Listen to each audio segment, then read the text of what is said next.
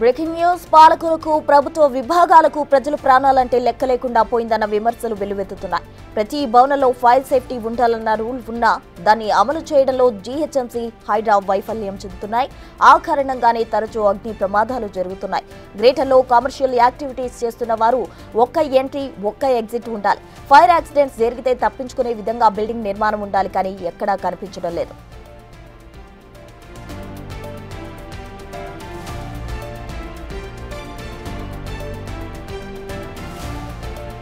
గతంలో rules పాటించకపోయినా EVDM ఆఫీసర్లు fire NOC డబ్బులు తీసుకుని అనేక నిర్మాణాలకు ఇవ్వడంతో అగ్ని ప్రమాదాలు జరిగినప్పుడు ఆస్తి ప్రాణ నష్టం జరుగుతోంది. గుల్జార్ హౌస్ లో కూడా అదే జరిగింది. ఏండ్ల కింద నిర్మాణం, సెట్ బ్యాక్, ఫైర్ ఎగ్జంప్షన్ లేకపోవడం, తప్పించుకునేందుకు దారి లేకపోవడంతో చాలా మంది ప్రాణాలు కోల్పోయారు.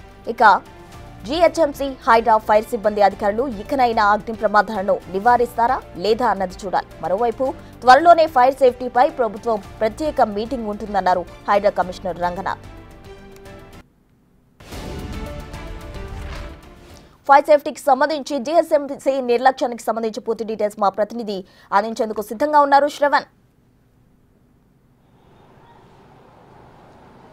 గ్రేటర్ హైదరాబాద్ వ్యాప్తంగా ప్రతిరోజు ఎక్కడో ఒక చోట అగ్ని ప్రమాదం సంభవిస్తూనే ఉంది. అగ్ని ప్రమాదం నివారించేందుకు జీహెచ్ఎంసీ అధికారులు కానీ, లేకపోతే హైడ్రా అధికారులు కానీ, ఫైర్ సేఫ్టీ అధికారులు కానీ ప్రత్యేకమైనటువంటి జాగ్రత్తలు తీసుకుంటున్నాం అనేది అనేక ఏళ్ల నుంచి చెప్తానే ఉన్నారు. కానీ పూర్తి స్థాయిలో అవి అమలు అవ్వట్లేదని చెప్పుకోవచ్చు.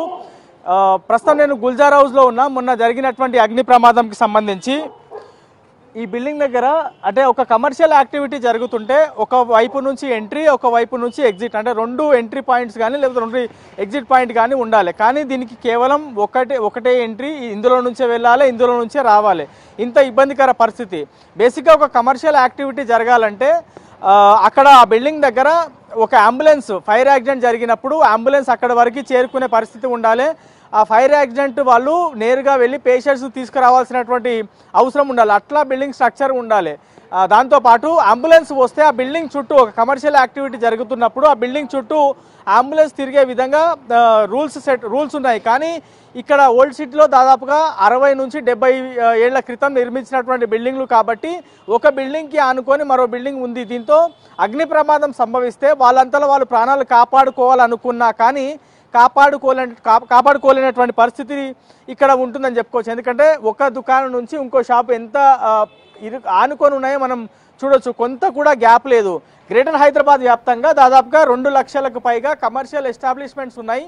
దీనిపైన రాబోయే రోజుల్లో రాష్ట్ర ముఖ్యమంత్రి రేవంత్ రెడ్డి ఆధ్వర్యంలో డిప్యూటీ సీఎం బట్టి విక్రమార్క, హైడ్రా కమిషనర్ రంగనాథ్, ఫైర్ సేఫ్టీకి సంబంధించినటువంటి డీజీ నాగిరెడ్డి, పోలీస్కి సంబంధించినటువంటి కమిషనర్లు, మున్సిపల్ అధికారులు, జీహెచ్ఎంసీ కమిషనర్, మున్సిపల్ సెక్రటరీ వీళ్ళందరి ఆధ్వర్యంలో ఒక హై లెవెల్ మీటింగ్ జరగబోతుందని నిన్న బిగ్ టీవీతో మాట్లాడుతూ హైడ్రా కమిషనర్ రంగనాథ్ స్పష్టం చేశారు. సో అగ్ని ప్రమాదాలు నివారించేందుకు తీసుకోవాల్సినటువంటి జాగ్రత్తలు ఏందని ఇప్పుడు మీటింగ్ పెడతా అంటున్నారు. మరి ఇన్ని రోజుల నుంచి అధికారులు కానీ ప్రభుత్వం కానీ చేసింది ఏంది అనేటువంటి ప్రశ్న ఉత్పన్నమవుతుంది. ప్రతి ఎండాకాలంలో అనేక అగ్ని ప్రమాదాలు సంభవిస్తున్నాయి.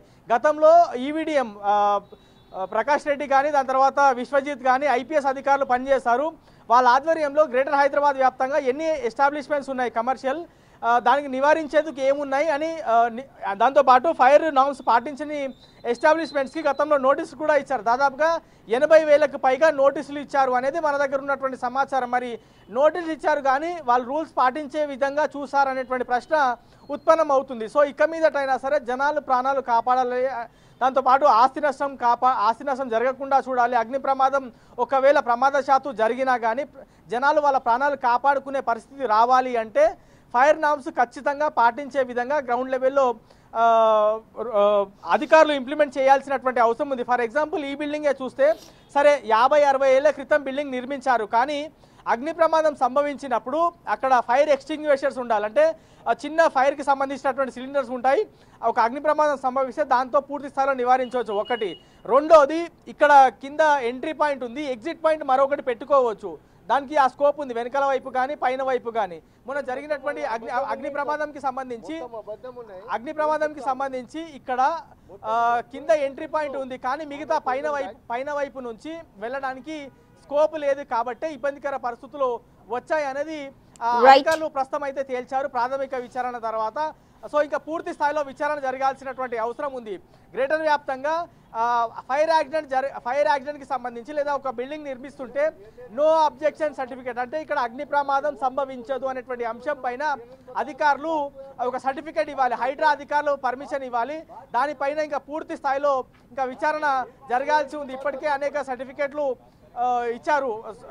సో ఆ సర్టిఫికేట్ పూర్తి స్థాయిలో ఇంకా కంప్లీట్ గా ఇవ్వాల్సినటువంటి అవసరం ఉందని చెప్పుకోవచ్చు. సో ఆ ఎన్ఓసి అంటే ఫైర్ నో అబ్జెక్షన్ సర్టిఫికేట్ పూర్తి స్థాయిలో డబ్బులు తీసుకొని ఇచ్చారు అనేటువంటి విమర్శలు గతంలో ఉన్నాయి. సో రాబోయే రోజుల్లో అయినా నిజంగా ఫైర్ నామ్స్ పాటిస్తే తప్ప నో అబ్జెక్షన్ సర్టిఫికేట్ ఇవ్వకూడదు అనేటువంటి నిబంధన ఖచ్చితంగా పాటించాల్సినటువంటి అవసరం ఉంది.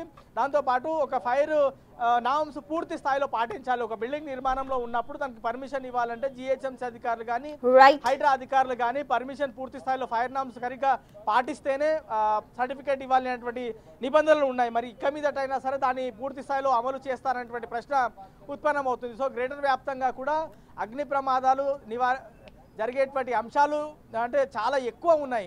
దాదాపుగా 2 లక్షల కమర్షియల్ ఎస్టాబ్లిష్మెంట్స్ ఉంటే అందులో దాదాపుగా 75,000కు పైగా పెద్ద ఎస్టాబ్లిష్మెంట్స్ ఉన్నాయి, మిగతావన్నీ కూడా చిన్న ఎస్టాబ్లిష్మెంట్స్ ఉన్నాయి. సో వాటన్నిటిలో కూడా ఫైర్ నామ్స్ పాటించే విధంగా అధికారులు చర్యలు తీసుకోవాలి. మన చుట్టాలు కాదు కదా, మన వాళ్ళు కాదు కదా ప్రాణాలు కోల్పోయాయని అధికారులు నిర్లక్ష్యంగా వహిస్తే అనేక ప్రాణాలు గాల్లో కలిసిపోయేటువంటి అవకాశం ఉందని చెప్పుకోవచ్చు.